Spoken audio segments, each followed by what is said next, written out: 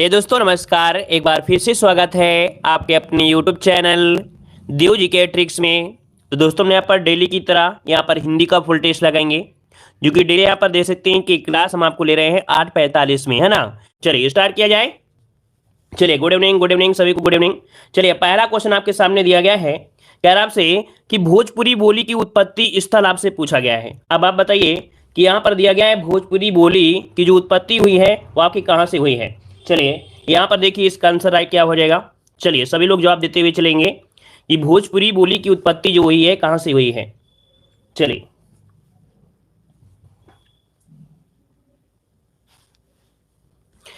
तो देखिए इसका राइट आंसर आपका हो जाएगा बी नंबर, आपके मगधी अभ्रंश से। याद रखिए हमने आपको इसकी पिछली भी क्लास में बताया था कि मगध मतलब आपको पता है कि बिहार में था और बिहार मतलब आपकी भोजपुरी। तो ऑप्शन क्या बनेगा, बी नंबर इसका राइट हो जाएगा कि भोजपुरी बोली की उत्पत्ति मगधी अभ्रंश से आपकी हुई है। यह बिहार की महत्वपूर्ण बोली है। याद रखिएगा एक आपने राजा सुना होगा, राजा भोज। तो राजा भोज द्वारा बसाया गया भोजपुर नगर के नाम से भोजपुरी बोली का नामकरण हुआ है। ठीक है, क्लियर हुआ है। चलिए आगे बढ़ते, क्वेश्चन आपसे अगला पूछा गया है, दिया गया है पूर्वी हिंदी वर्ग की बोलियों का विकास किससे माना गया है, अर्थात पूर्वी हिंदी वर्ग। तो देखो आपको पता है पूर्वी हिंदी में कौन कौन सी बोलियां होती है, हमने आपको ट्रिक्स बताया था, ए बी सी, अवधी, बघेली और छत्तीसगढ़ी।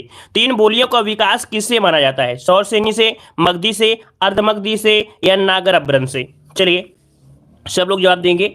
देखो यहां पर आप पढ़ता है बिहार, तो बिहार हो गया मगधी, उसके नीचे यहां पर आप आएंगे तो आपका छत्तीसगढ़ लगभग होगा, तो अर्धमगधी हो जाएगा। क्या अर्धमगधी, इसका ऑप्शन जो बनेगा आपका सी नंबर हो जाएगा, अर्धमगधी इसका आंसर आपका राइट हो जाएगा। क्लियर हुआ। चलिए याद रहेगा ना अर्धमगधी। चलिए अगला क्वेश्चन आपसे यहां पर दिया गया है कि पश्चिमी हिंदी की सर्वप्रमुख बोली इनमें से कौन सी है। पश्चिमी हिंदी की प्रमुख बोली जो आपकी वो भी दिखाया गया है सर्वप्रमुख बोली। तो आपको पता है पश्चिमी हिंदी में आपकी कितनी बोलियां मानी जाती हैं, तो आपकी मुख्य रूप से 5 बोली आपकी हैं। तो इनमें से सबसे जो प्रमुख है वो है आपकी ब्रजभाषा। नोट करिएगा यहां पर जिसका आंसर ए नंबर है राइट हो जाएगा कि पश्चिमी हिंदी की सर्वाधिक प्रमुख बोली आपकी ब्रजभाषा है ना। ब्रज का पुराना जो अर्थ है वो है कि पशुओं या गायों का एक समूह हुआ करता था या चारागाह होता था, और इसी का विकास सौसेनी अभ्रंश के मध्यरूपी से आपका हो गया है। ब्रजभाषा देख सकते हैं आगरा, मथुरा, वृंदावन, अलीगढ़, धौलपुर, मैनपुरी, एटा, बदायूं के आसपास के क्षेत्रों में बोली जाती है। ऑप्शन जिसका आ रहा है नंबर बिल्कुल राइट हो जाएगा। आगे बढ़ते, क्वेश्चन आपसे दिया गया है ब्रजभाषा का क्षेत्र इनमें से कौन सा है। चलिए ब्रजभाषा का क्षेत्र इनमें से कौन सा नहीं है, माफ करिए यहाँ पर नहीं शब्द आपको दिया गया है। अब आप बताइए, अभी अभी हमने बताया था, देखिए यहाँ पर धौलपुर आपको बताया है ना, यहाँ पर मथुरा बताया, यहाँ पर आपको आगरा बताया। तो यहाँ पर जो ऑप्शन आपका है सरगुजा, यहाँ पर आपकी ब्रजभाषा बोली नहीं जाती है, मतलब जिसका ऑप्शन आया है बी नंबर बिल्कुल राइट आंसर है, मतलब 1 नंबर आप लोगों ने यहाँ पर चुरा लिया। आगे बढ़ते, क्वेश्चन दिया गया है निम्नलिखित में से दीर्घ स्वर आपका इनमें से कौन सा है, दीर्घ स्वर इनमें से कौन सा हो जाएगा। चलिए काफी अच्छा क्वेश्चन है, सोच समझ के जवाब दीजिएगा। दीर्घ स्वर इनमें से आपका है कौन सा, दीर्घ स्वर इनमें से कौन सा हो जाएगा। देखो हमने बताया था कि हिंदी में जो स्वरों की संख्या होती है कितनी होती है, 11 होती है। इनको 3 वर्गों में विभाजित करते हैं। 3 वर्ग मतलब ये होता है कि यहाँ पर एक तो होता है लघु स्वर होता है, एक होता है आपका गुरु जिन्हें बोलते हैं दीर्घ, एक होता है संयुक्त स्वर भी बोलते हैं, संयुक्त स्वर बोलते हैं। अब इनमें से लघु स्वर की संख्या 4 होती है, छोटी, छोटा ऊ और ऋषि। लेकिन जो गुरु होते हैं वो आपके कौन से होता है, बड़ा आ, बड़ी और आपका बड़ा ऊ। अब जो शेष होते हैं ए, ऐ, ओ, औ, ये 4 होते हैं संयुक्त होते हैं। अब आप बताइए कि यहाँ पर दीर्घ कौन सा हो सकता है, तो देखिए जो आपका बड़ा आ है ना, इन्हें संधि स्वर भी कहते हैं, है ना। तो यहाँ पर आंसर आपका ए नंबर आपका हो जाएगा बड़ा आ, इसका आंसर राइट हो गया। समझ गए होंगे, क्लियर है। चलिए आगे बढ़ते हैं, क्वेश्चन आपसे अगला पूछा गया है निम्नलिखित में से दीर्घ स्वर इनमें से कौन सा है। अब आप जवाब दीजिए इनमें से दीर्घ स्वर आपका कौन सा हो जाएगा। तो देखो अभी हमने बताया था बड़ा और बताया था बड़ी और आपको बताया था बड़ा ऊ, तो आंसर क्या बनेगा, बी नंबर यहाँ पर राइट हो जाएगा। ये जो आपके हैं है ना ए, ऐ, ओ, औ, ये आपके आते हैं किसमें, संयुक्त स्वर में आते हैं, क्योंकि इनकी उत्पत्ति हुई है 2 स्वरों की मिलाने से हुई है।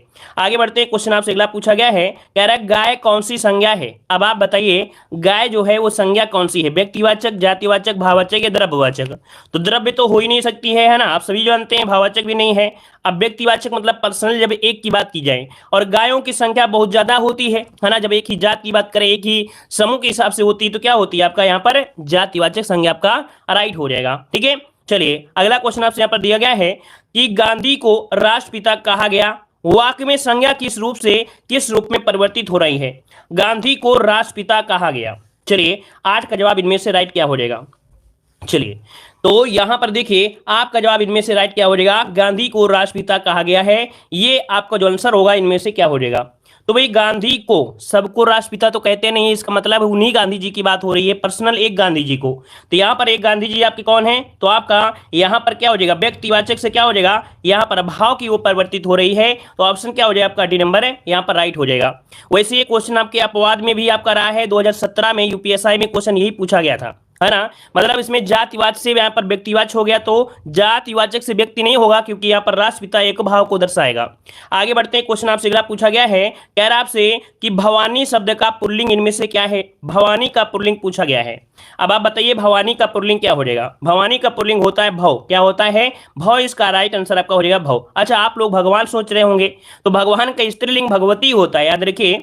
भगवान का स्त्रीलिंग जो होता है वो भगवती होता है, अर्थात स्त्रीलिंग पूछता भगवान का, तो आप लोग यहाँ पर भगवती बताते। क्लियर है। आगे बढ़ते हैं, क्वेश्चन आपसे अगला पूछा गया है, इनमें से कौन सा शब्द आपका पुल्लिंग नहीं है। चलिए सभी लोग जवाब देते हुए चलेंगे। यहां पर बताइए कौन सा शब्द आपका पुल्लिंग नहीं है। बनावट कैसी है, छाता कैसा है, सूर्य कैसा है, अमरूद कैसा है। तो देखो इन चारों को बोलने में एक ऐसा वर्ण मिला जो आपके अलग से आंसर आया था, तो बनावट कैसी है। तो कैसी है इसका मतलब क्या हुआ कि यहाँ पर जो आंसर है वो आपका ये हो जाएगा बनावट कैसी है, स्त्रीलिंग शब्द आपका है। और तीनों जो आपके छाता कैसा है, सूर्य कैसा है, अमरूद कैसा है, मतलब ये हो जाएंगे आपके कैसे पुल्लिंग हो जाएंगे, लेकिन ये स्त्रीलिंग है। ए नंबर हो जाएगा। अगला क्वेश्चन दिया गया है, कह रहा है मैं चलती थी में मैं का बहुवचन क्या हो जाएगा। अब बताइए मैं का बहुवचन इनमें से क्या हो जाएगा। 11 नंबर में मैं चलती थी में मैं का बहुवचन क्या होगा। तो मैं मतलब हमने बताया था पिछली क्लास में भी, मैं का हो जाएगा आपका हम हो जाएगा। ये प्रयुक्त होता है, याद रखिए। ऑप्शन हो जाएगा ए नंबर हो जाएगा। मैं आपके एक वचन में हो जाएगा, और हम जो हो गया वो उत्तम पुरुष में हो जाएगा, जो कि बहुवचन रूप आपका बन जाता है। ठीक है। आगे बढ़ते हैं, क्वेश्चन आपसे अगला पूछा गया है, निम्नलिखित में से किसका प्रयोग केवल बहुवचन में होता है। बताइए ऐसा कौन सा शब्द है जिसका प्रयोग सिर्फ और सिर्फ केवल बहुवचन में होगा। पाठक, प्राण, नदी और स्त्री। तो भाई स्त्रियां तो बहुत हो सकती हैं, नदियां हो सकती हैं, पाठक गण हो सकते हैं। मतलब यहां पर जो प्राण है तो प्राण का प्राण ही होगा, प्राणे नहीं होगा, है ना। मतलब यहां पर जो आंसर आ रहा है, जिसका भी ऑप्शन आ रहा है बी नंबर बिल्कुल राइट हो जाएगा। कुछ ऐसे वस्तु होते हैं जिनकी हमेशा बहुवचन में ही प्रयोग होता है ना, प्राण हो गया, दर्शन हो गया, ये हमेशा बहुवचन में ही होते हैं। तो जिसका भी ऑप्शन आ रहा है बी नंबर राइट हो जाएगा। और आप लोग काउंटिंग करते रहिए भाई, बिना काउंटिंग के मजा नहीं आता है कि आप लोगों ने कितना क्वेश्चन सॉल्व किया, कितना आपका स्कोर गया। कोई तो टारगेट लीजिए आप अपना, कोई तो टारगेट लीजिए। बिना टारगेट की जिंदगी बेकार है। तो टारगेट लिया करिए रोज, जितने समय से आप जुड़े, कि हमने कितने में से कितना सही किया है। बिना टारगेट के कुछ नहीं होता है, इसलिए टारगेट जरूर लिया करें कि हमारा कितने में कितना सही हुआ है, और अगर कम सही हुए हैं तो उसको आगे बढ़ाने का प्रयास करिए। ठीक है। यह मेरी पतंग रेखांकित का भेद बताइए। अब ये बताइए यह जो आपका है ये कैसा सर्वनाम है। यह वह हमने बताया था स्पेशल क्लास में कि यह और वह ये जो होते हैं निश्चित होते हैं, निश्चित आपका सर्वनाम में, मतलब ऑप्शन जो बनेगा यहाँ पर ए नंबर राइट हो जाएगा। निश्चय वाचक सर्वनाम होगा। यह मेरी पतंग है ना, यह मेरा घर है, वह उसका घर है, ऐसे में तो क्या होती है, निश्चित होता है। क्लियर है। चलिए यहाँ पर आगे बढ़ते हैं, क्वेश्चन आपसे अगला पूछा गया है कि वह एक अच्छा छात्र है, वाक्य में निश्चय वाचक सर्वनामों का कौन सा है। वह एक अच्छा छात्र है। तो अभी हमने आपको बताया पिछले क्वेश्चन में यह और वह क्या है, निश्चित है। और निश्चित है इसका मतलब है जो वह दिया गया है, वह दिया है, यही क्या होगा, निश्चयवाचक सर्वनाम बनेगा। तो यहाँ पर आंसर क्या बन जाएगा, ए नंबर आपका राइट हो जाएगा। क्लियर है। मतलब किसी भी वस्तु की निश्चितता का बोध हो जाए वहां पर निश्चयवाचक सर्वनाम बनेगा। आगे बढ़ते क्वेश्चन आपसे अगला पूछा है, निम्नलिखित शब्दों में से जो शब्द विशेषण नहीं है उसका चयन करिए। चलिए बताइए इनमें से जो 4 शब्द हैं इनमें कौन विशेषण नहीं है। सज्जन, दुर्जन, सुकुमार और आपका मानस। यहां पर जवाब दीजिए, इसका आंसर क्या हो जाएगा। तो देखो ये क्वेश्चन अभी आपके आरओ एग्जाम में पूछा भी गया था। यहां पर देख सकते हैं जो मानस है ये विशेषण नहीं है ना, ये विशेषण आपका नहीं है। तो यहां पर देखिए आपका जवाब डी नंबर यहां पर राइट हो जाएगा। चलिए आगे बढ़ते हैं, क्वेश्चन आपसे अगला पूछा गया है, निम्नलिखित में से कौन शब्द आपका विशेषण नहीं है। चलिए यहां पर जवाब दीजिए, इनमें से कौन सा शब्द आपका विशेषण नहीं है। आगामी, शांत, काला और आपका तुम। तो देखो आगामी है, शांत है, काला है, ये तो है। अब यहाँ पर जो तुम है ये क्या प्रयोग होता है, इसका प्रयोग होता है सर्वनामों में। किसमें, सर्वनाम में होता है। तो सर्वनाम की संख्या होती है कितनी, सर्वनाम की संख्या होती है 11, याद रखिएगा। तो यहाँ पर 13 होती है ना, तो यहाँ पर आपका हो जाएगा क्या, यहाँ पर आपका हो जाएगा तुम, जो आपका ये सर्वनाम है। अच्छा ये बताइए सर्वनाम की जो संख्या होती है 11 होती है 13 होती है, जल्दी से जवाब दीजिए। सर्वनाम की संख्या 11 होती हैं या 13 होती हैं? जल्दी से जवाब दीजिए। 11 होती हैं, 13 होती हैं? तो 11 होती हैं। कितनी होती हैं? 11 होती हैं। ठीक है, चलिए यहां पर आगे बढ़ते हैं। क्वेश्चन आपसे अगला पूछा गया है, कह रहा आपसे निम्नलिखित में से एक अकर्मक क्रिया है। अकर्मक क्रिया पूछा गया है। चलिए, क्षय क्या होता है? अच्छा भाई, क्षय क्या होता है? तो देखो भाई, हमने बताया था कि क्षय होते हैं प्रकार, मतलब कि जो सर्वनाम होते हैं, सर्वनाम का अगर पूछे कि सर्वनाम के प्रकार कितने होते हैं तो आपके क्षय होते हैं। लेकिन जब पूछे सर्वनाम की संख्या, संख्या मतलब हो गया जैसे मैं, तुम, वह, इसलिए, वो होते हैं, संख्या होती है। समझ में आ गया होगा। चलिए आगे बढ़ते हैं। हाँ, यहाँ पर दिया है निम्नलिखित में से एक अकर्मक क्रिया इनमें से कौन सी है? अकर्मक क्रिया आपको बताना है। अकर्मक क्रिया, अकर्मक क्रिया मतलब जिसका कार्य बिना कर्म के हो जाए। कह रहा है काटना, जब काटेंगे किसी चीज से लेकर ही काटेंगे। बोएंगे तो भाई कुछ ना कुछ आप बोएंगे, है ना, जैसे गेहूं बो रहे हैं। धोना है तो कपड़े धो रहे हैं। यहाँ पर रोना है तो क्या रोएंगे? किसी पड़ोसी को लेकर रोएंगे क्या भाई? तो मतलब ये हुआ कि ये क्रिया ऐसे ही कार्य पूरी कर जाएगी। तो यहाँ पर रोना जो आपकी है अकर्मक है। याद रखिए, रोना, सोना, हंसना, ये दौड़ना, ये क्रियाएं कैसी होती हैं? हमेशा अकर्मक क्रिया ही होती हैं। आगे बढ़ते हैं। क्वेश्चन आपसे अगला पूछा गया है, कह रहा है मूल अकर्मक धातुओं के साथ प्रत्यय जोड़कर बनाई गई क्रिया धातुएं क्या कहलाती हैं? मूल अकर्मक धातुओं के साथ प्रत्यय जोड़कर बनाई गई धातुएं, क्रिया धातुएं क्या कहलाती हैं? नोट करिए, यहां पर हो जाएगा आपका सद्धित सकर्मक धातु। क्या? सद्धित सकर्मक धातु होती हैं। यह जैसे जैसे एक अकर्मक लेते हैं उठना। अब आप बताइए, अगर इसको आपको सकर्मक बनाना है, इसको अगर आपको सकर्मक बनाना है तो आप कैसे बनाएंगे? तो कहेंगे कि सर उठना को उठवाना, है ना, उठाना, उठवाना किसी के माध्यम से। तो इस प्रकार से यहाँ पर जो आपका आंसर है वो आपका सी नंबर राइट हो जाएगा। ठीक है, इन्हें कहा जाता है सद्धित सकर्मक क्रिया आपकी बन जाती हैं। आगे बढ़ते हैं। क्वेश्चन आपसे अगला पूछा गया है, कह रहे निम्नलिखित वाक्यों में से एक में करण कारक की विभक्ति का प्रयोग हुआ है। करण कारक विभक्ति का प्रयोग हुआ है 19 नंबर में। करण कारक विभक्ति, पहला पॉइंट दिया है कि पैरों से चलना यात्रा, प्राणों से चलना जीवन, समुदाय से चलना समाज तथा देश और काल से चलना इतिहास कहलाता है।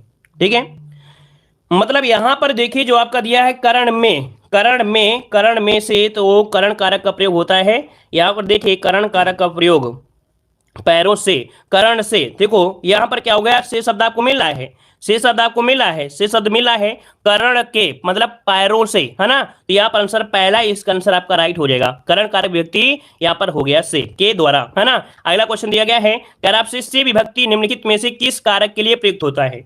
देखो से विभक्ति आपके करण में भी होती है। किसमें होती है? आपके करण में भी होती है, और एक होती है आपकी किसमें? अपादान में भी होती है। अपादान में होती है, लेकिन दोनों का सेंस अलग होता है। अपादान में जब अलग की स्थिति में होता है तब अपादान में इससे प्रयोग करते हैं, लेकिन कभी किसी कारण से है तो आपका से होगा। मतलब यहाँ पर जो भी इसका ऑप्शन बनेगा वो हो जाएगा कौन सा? करण से के द्वारा। क्लियर हुआ? चलिए हर एक पॉइंट को इनको नोट करते चलना है। अगर आपको नहीं आते हैं तो, अगर आते हैं तो बहुत अच्छी बात है ना, बहुत अच्छी बात है। अपने आप में गर्व करो कि हमें हिंदी आती है। ठीक है, चलिए छात्र स्कूल गए थे, इस वाक्य में भूतकाल का कौन सा रूप है? कह रहा है छात्र स्कूल गए थे, गए थे। अब यहां पर बताइए कि क्या आंसर हो सकता है? गए थे, बड़ा अच्छा क्वेश्चन है और थोड़ा सा घुमाने वाला भी क्वेश्चन आपको है। बताइए जल्दी से क्या हो सकता है? ए नंबर लगेगा, बी नंबर हो जाएगा, क्या हो जाएगा? तो गए थे मतलब क्रिया पूरी है। क्या? क्रिया पूरी है। अब कुछ लोगों ने सोचा डी लगा देते हैं, क्यों? क्योंकि आने के बारे में तो दिया नहीं है। भाई आप ही बताइए, आने के बारे में तो दिया नहीं है, मतलब गए थे तो इसका मतलब गए हैं। तो यहां पर आपका हो गया, ए नंबर आपका हो जाएगा। ठीक है, चलिए आगे बढ़ते हैं। क्वेश्चन आपसे अगला पूछा गया है, कह रहे निम्नलिखित में से कौन सा वाक्य पूर्ण भूतकाल का उदाहरण है? पूर्ण भूतकाल का पूछा गया है, पूर्ण। अब आप बताइए पूर्ण क्या है इसमें से? वे गए, वे खा रहे थे, वे आए थे, वे सोकर उठे हैं। चलिए जवाब दीजिए, इसका आंसर आपका राइट क्या हो जाएगा? यहां पर जवाब दीजिए, इसका आंसर आपका राइट क्या हो जाएगा? इसमें भी थोड़ा सा आपको घुमाने वाला पॉइंट आपको है। चलिए 22 का ऑप्शन सी नंबर फोकस हो रहा है, कुछ लोगों ने डी पर लगाया है। देखो यहां पर वे गए हैं, लेकिन पता नहीं अभी कहां पहुंचे हैं। वे गए, वो आपसे पूछा भी जा सकता है ना। तो यहां पर फर्स्ट नहीं होगा, वे आए थे, वे आए थे।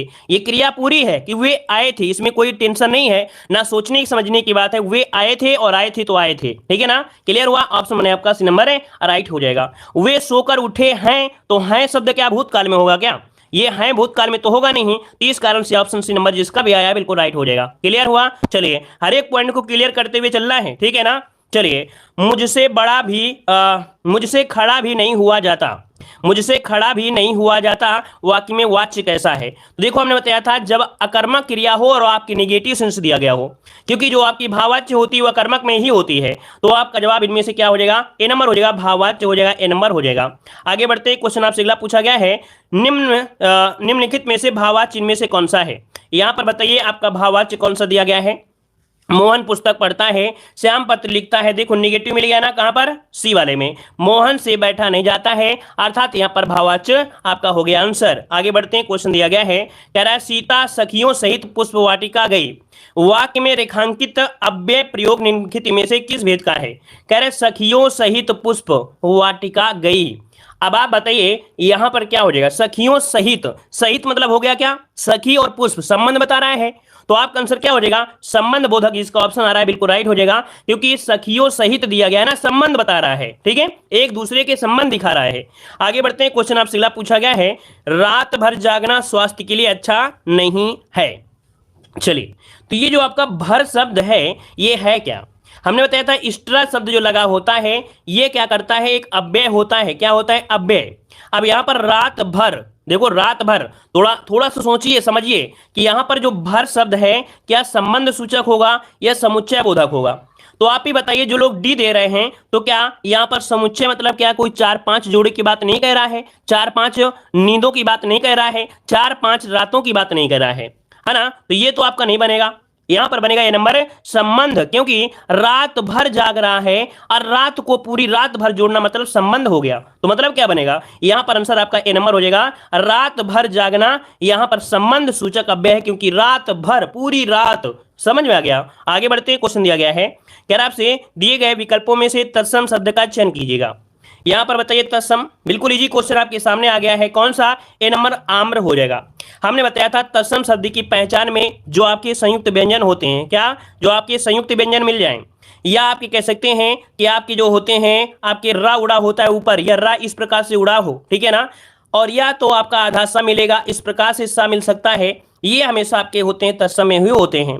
आगे बढ़ते हैं, क्वेश्चन आपसे अगला पूछा है, अंगीठी का तत्सम। अंगीठी का तत्सम बिल्कुल इजी है, अग्निष्ठिका। कौन सा? यहां पर आपका जवाब क्या बनेगा? अंगीठी का होता है, अग्निष्ठिका होता है, अग्निष्ठिका होता है। अच्छा, अग्निष्ठिका जो आपका इसमें है कौन सा सही दिया गया है? अग्निष्ठिका। देखो इसमें से गलती से थोड़ा गलती हो गई है, अग्निष्ठिका होता है, यहां पर जो है वो सही दिया गया है, वैसे इसमें जो सही है वो सही दिया गया है, यहां पर जो दिया गया है ये ना है, याद रखिएगा, मतलब ये जो सही लिखा है इस प्रकार से है, ये अग्नि, अग्नि और आधा सा और ये ठीक का, यही आपका लिखा हुआ है, इसमें से एक फॉन्ट होता है जिसमें से ये ना इस प्रकार दब जाता है, तो याद रखिए इसका ऑप्शन सी नंबर आपका हो जाएगा, अग्निष्ठिका। आगे बढ़ते, क्वेश्चन दिया गया है, आंख का पर्यायवाची क्या होता है? तो आंख का पर्यायवाची क्या होता है? चक्षुलोचन, है ना, लोचन मतलब ऑप्शन क्या हो जाएगा? ये नंबर आपका राइट हो जाएगा, ठीक है, चक्षुलोचन दरग ये भी होते हैं, नेत्र होता है। अगला क्वेश्चन आपसे दिया गया है, कह रहा है निम्नलिखित में से अभ्र का पर्यायवाची इनमें से क्या होगा? अभ्र का पर्यायवाची जहां पर रुकने और समझने का होगा वहां पर हम समझाएंगे, रुकेंगे, आपको भी रोकेंगे, लेकिन जहां पर हमें समझाने का नहीं, डायरेक्ट आपको रटाने का है, वहां पर आपको डायरेक्ट रटा के आगे बढ़ जाएंगे, मतलब ये आंसर लगा के आगे बढ़ जाएंगे, ठीक है। चलिए, अभ्र का पर्यायवाची 30 नंबर में, तो अभ्र का पर्यायवाची होता है, नोट करिएगा, अभ्र मतलब होता है बादल, अभ्र मतलब होता है बादल, और अभ्र मतलब यहां पर आकाश भी होता है, याद रखिए ये दोनों ही पर्यायवाची हैं। 2018 में आपके जो एंटी ग्रेड की परीक्षा दिया था उसमें क्वेश्चन था, तो यहां पर अभ्र का पर्यायवाची बादल और आकाश दोनों है आपका, ठीक है।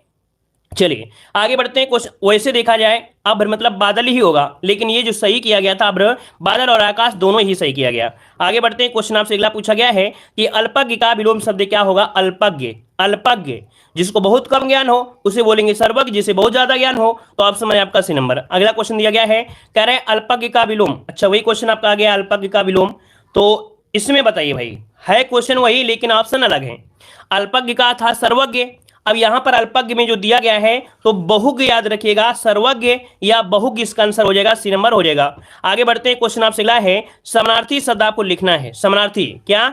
चतुर का समानार्थी इनमें से क्या हो जाएगा? चतुर का समानार्थी यहां पर बताना है, चतुर का समानार्थी यहां पर राइट क्या आंसर बनेगा? चलिए चतुर का जवाब दिया गया है, चतुर का जवाब इनमें से हो जाएगा क्या, यहां पर देखो चालाक, क्योंकि समानार्थी है ना, और समानार्थी मतलब क्या होता है, सेम होना चाहिए, तो भाई चालाक है या चालबाज कर सकते हैं या फुर्तीला भी कर सकते हैं, ठीक है, तीव्र बुद्धि इसे कह सकते हैं या इसे दक्ष कह सकते हैं, तो इसका ऑप्शन बनेगा डी नंबर है। आगे बढ़ते हैं, क्वेश्चन आपसे अगला पूछा गया है, इनमें से कौन सा शब्द चतुर का समानार्थी नहीं है।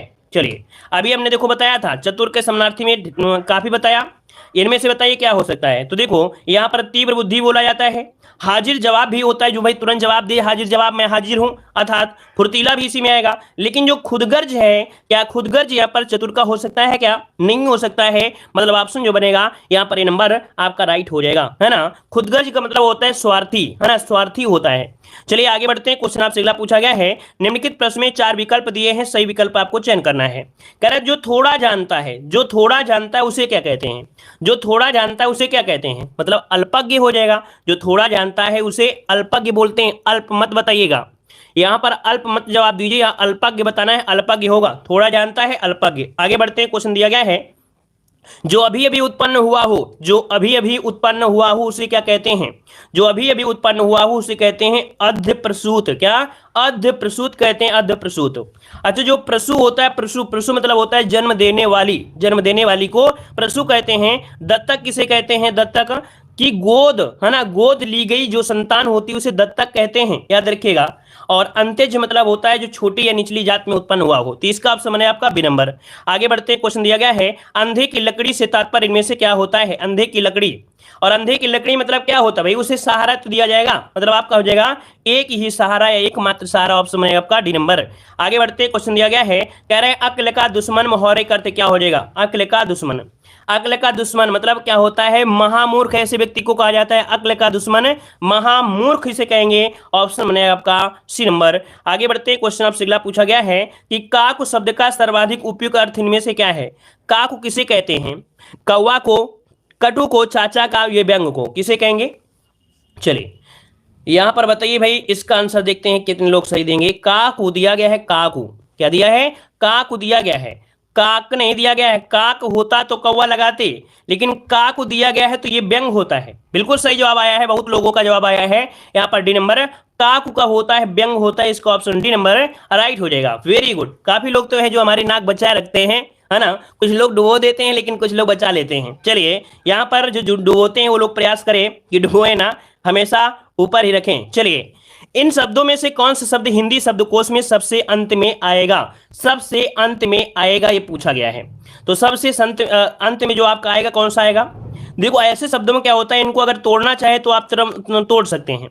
अब यहां पर देखिए जो क्लीव है, क्लीव दिया गया है, तो का के पहले देखो क्र में के और का, और इसके बाद रा यहां पर आएगा, लेकिन ला जो शब्द आपका आ जाएगा बहुत ज्यादा लास्ट में जाएगा, का जो आपका जाएगा ये लास्ट में जाएगा। क्यों, क्योंकि अगर आप ये सोच रहे हो ये किससे बनता है, तो आपको पता है साधन रा से आपका बनता है, इस वाले से, इस कारण से इसका आंसर जो क्लीव है, क्या है, क्लीव सबसे अंत में आएगा। इस शब्दकोश में सबसे पहले कौन आएगा, कृषाणु आएगा, इसके बाद कृषक आएगा, इसके बाद यहाँ पर कौन सा आएगा, क्रम आएगा, फिर आपको यहाँ पर आएगा क्लीव होगा।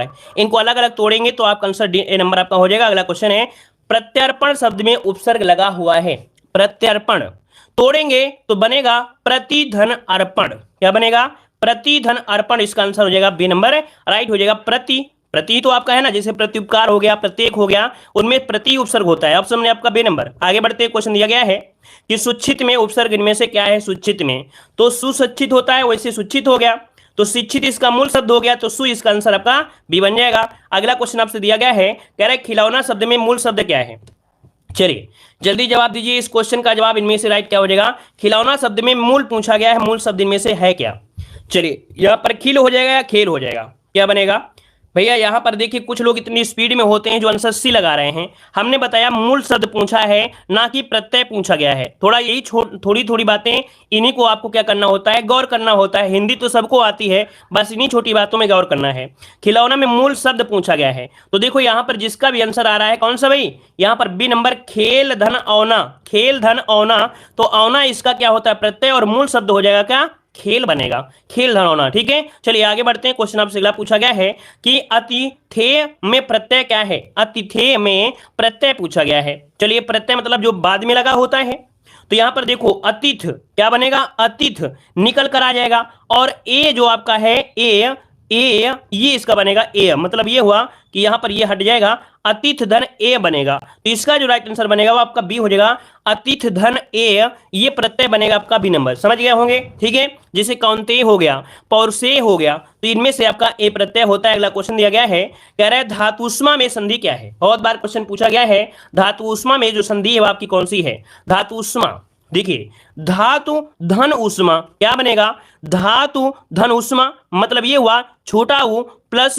बड़ा ऊ, छोटा ऊ प्लस बड़ा ऊ बराबर बड़ू बनेगा, अर्थात यहां पर आंसर हो जाएगा आपका दीर्घ स्वर संधि, इसका आंसर राइट हो जाएगा। आगे बढ़ते हैं, क्वेश्चन दिया गया है, निम्नलिखित शब्दों में से किसमें स्वर संधि है। स्वर संधि, तपोगुण, रामायण, एतएव, सज्जन। अच्छा देखिए यहां पर बताइए इसका आंसर इनमें से क्या हो जाएगा। तपोगुण दिया गया है, तपोगुण में अगर आप कहेंगे कि भाई ओ की मात्रा है तो भाई तपाह गुण इसका बनेगा, याद रखिए इसका बनेगा तपाह गुण बनेगा, तपाह गुण बनेगा, मतलब ये विसर्ग है, इसको आप गुण संधि मत लगाइए। ठीक है, यहां पर जो आपका आंसर है वो आपका हो जाएगा रामायण, रामायण, मतलब यहां पर देखा जाए राम धन अयन, क्या हो जाएगा, राम धन अयन, तो यहां पर हो जाएगा छोटा आ प्लस बड़ा बराबर यहां पर बड़ा हो सकता है, मतलब देखिए भाई इसका आंसर क्या हो जाएगा, बी नंबर आपका हो जाएगा रामायण, यहां पर आंसर हो जाएगा। ठीक है, आगे बढ़ते हैं, क्वेश्चन आपसे अगला पूछा गया है, यार आपसे समास बताना है भरपेट, भर पेट में समास है ना। यहां पर भरपेट दिया गया है, तो देखो भर जो दिया है उपसर्ग है, और जो दुनिया का कोई भी ऐसा शब्द मिले जिसमें उपसर्ग निकलता हो वो हमेशा अव्ययी भाव समास ही होता है, मतलब ऑप्शन जो बनेगा ए नंबर इसका राइट हो जाएगा। चलिए आगे बढ़ते हैं, क्वेश्चन आपसे पूछा गया है, कह रहा है कौन सा शब्द अव्ययी भाव समास का उदाहरण है। अव्ययी भाव समास का उदाहरण इनमें से नवग्रह, गांठ कर, महात्मा और आपका आमरण। तो देखो मरण इसका मूल शब्द हो गया, और आ जो आपका निकल गया उपसर्ग हो गया, और उपसर्ग है तो इसका मतलब क्या हो जाएगा, अव्ययी भाव समास हो जाएगा, डी नंबर। आगे बढ़ते, क्वेश्चन आपसे अगला पूछा गया है, पिता ने समझाया कि सदा सत्य बोलना चाहिए, यह वाक्य किस प्रकार का उदाहरण है। चलिए पिता ने समझाया कि, ये शब्द आपका आ गया, और किस शब्द आ गया इससे पता चल गया होगा कि यहां पर आंसर हो जाएगा मिश्र वाक्य। हमने बताया था कि की जो होता है वो मिक्स कर देता है, मिक्स मतलब मिश्र हो गया, तो ऑप्शन सी नंबर राइट हो जाएगा। आगे बढ़ते, क्वेश्चन दिया गया है, यद्यपि मोहन धनी है तथापि बहुत दुखी है। यद्यपि तद्यपि है ना, ज्यों त्यों, ये क्या करते हैं उसको मिला देते हैं, और मिला देते हैं इसका मतलब क्या हो जाता है, यहां पर भी क्या होता है मिक्स अर्थात मिश्र हो जाता है, मतलब यहां पर जो जवाब बनेगा वो आपका कौन सा बनेगा, सी नंबर यहां पर भी राइट होगा। संयुक्त वाक्य नहीं बनेगा, संयुक्त वाक्य नहीं बनेगा। हमने बताया था यद्यपि तद्यपि ज्यों त्यों है ना, ये शब्द मिश्र में होते हैं अर्थात दोनों को मिक्स कर देते हैं। ठीक है, अगला क्वेश्चन आपसे यहां पर दिया गया है, भारतीय युग में निकलने वाली पत्रिका जो है वो आपकी कौन सी है। भारतीय युग में निकलने वाली पत्रिका युग में इनमें से कौन सी हो जाएगी, 201 का जवाब देना है। तो 201 का ऑप्शन इनमें से क्या राइट हो जाएगा, तो देखो यहाँ पर कवि वचन सुधा जो कि हिंदी प्रदीप की है, ऑप्शन क्या बनेगा आपका ए नंबर इसका राइट हो जाएगा। ठीक है, आगे बढ़ते हैं, क्वेश्चन दिया गया है, 12 बरस लो कुकर जीवे और 13 लो जिए सिहार, यह पंक्ति किसकी है। अगर आपने यूपी टेट 2022 में पेपर दिया होगा तो देखा होगा कि ये क्वेश्चन आपके एग्जाम में पूछा गया था। 2022 में यूपी टेट का जो पेपर हुआ था उसमें से क्वेश्चन आया था, और यही यूपी टेट परीक्षा 2017 में भी क्वेश्चन आपका आया था। तो देखिए यहाँ पर 202 का ऑप्शन क्या बनेगा, यहाँ पर डी हो जाएगा, ये जगनी की है कि 12 साल कुत्ता जीता है और 13 साल सियार जीता है, ये पंक्ति है आपकी जगनी की है, नोट करिए, इसका ऑप्शन डी हो जाएगा राइट। नेक्स्ट क्वेश्चन दिया है, वीरों का कैसा हो बसंत, वीरों का कैसा हो बसंत ये किसने लिखा था। यहां पर देख सकते हैं कि सुभद्रा कुमारी चौहान, मतलब ऑप्शन बनेगा आपका ये नंबर सुभद्रा कुमारी चौहान हो जाएगा। नेक्स्ट क्वेश्चन दिया गया है, लेखक और उनकी रचना का कौन सा जोड़ा गलत दिया गया है। यहां पर देखिए 204 नंबर में तो दिया गया है रसज्ञ रंजन जो कि आचार्य महावीर प्रसाद द्विवेदी की है, अशोक के फूल आपके हजारी प्रसाद द्विवेदी का है, यहाँ पर संस्कृत के 4 अध्याय रामधारी सिंह दिनकर का है, लेकिन स्कंद गुप्त ये जयशंकर प्रसाद की है, मतलब ऑप्शन जो आपका गलती है वो आपका बी नंबर गलत दिया गया है। आगे बढ़ते हैं, विरहनी बावरी सी भई ऊंची एड़ी अपने भवन में टेरत हाय दई, ले अचरा मुखो असुवन पोछत उधरे गात सही, ये पंक्ति है किसकी, ये पंक्ति है आपकी मीराबाई की है, नोट करिए ये पंक्ति है आपकी मीराबाई, इसका ऑप्शन बने आपका बी नंबर। अगला क्वेश्चन दिया गया है, हिंदी का पहला पत्र इनमें से कौन सा है, हिंदी का पहला पत्र पूछा गया है, तो जवाब क्या हो जाएगा उदंत मार्तंड, इसका आंसर आपका हो जाएगा उदंत मार्तंड बनेगा। अगला क्वेश्चन आपसे यहां पर दिया गया है, भक्तमाल के रचनाकार इनमें से कौन सा है, भक्तमाल के रचनाकार, भक्तमाल के रचनाकार की अगर हम बात करते हैं आपका जवाब इनमें से क्या बनेगा ए नंबर, ये नाभादास, नाभादास। सूफी संतों की जो शैली है वो आपकी कैसी है, सूफी संतों की शैली थी वो आपकी मसनवी, क्या मसनवी, इसका ऑप्शन मैंने आपका बी नंबर है मसनवी बन जाएगा। याद रखिए, क्वेश्चन नोट करिए। और अगला है गोस्वामी तुलसीदास का निधन वाराणसी के निकट किस घाट पर हुआ था? चलिए बताइए कि गोस्वामी तुलसीदास का निधन वाराणसी के किस घाट पर हुआ था? यहां पर इस प्रश्न का जवाब आप सभी को कमेंट बॉक्स में कमेंट कर। धन्यवाद सभी को, जय हिंद, सभी को Vande Mataram, good night, take care.